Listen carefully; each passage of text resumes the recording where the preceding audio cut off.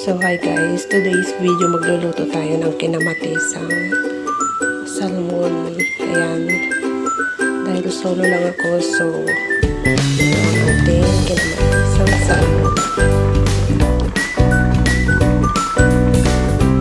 So ayan, magsasahog tayo dito ng mga vegetables, okra at chives.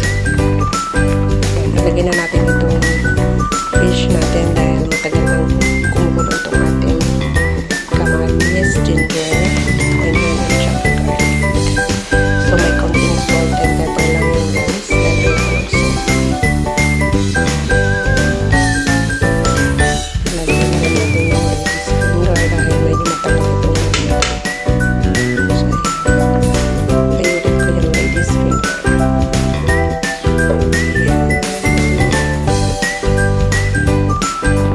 So, takpan natin siya.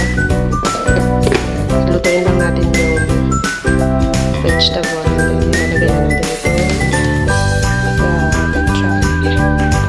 rice kumukulo. Ayan, nakasarap-sarap.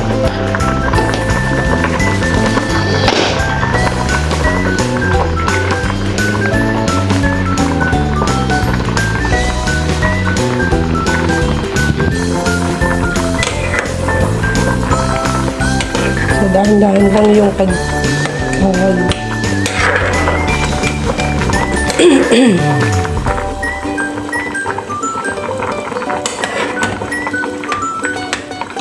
Ayun ang ating isda.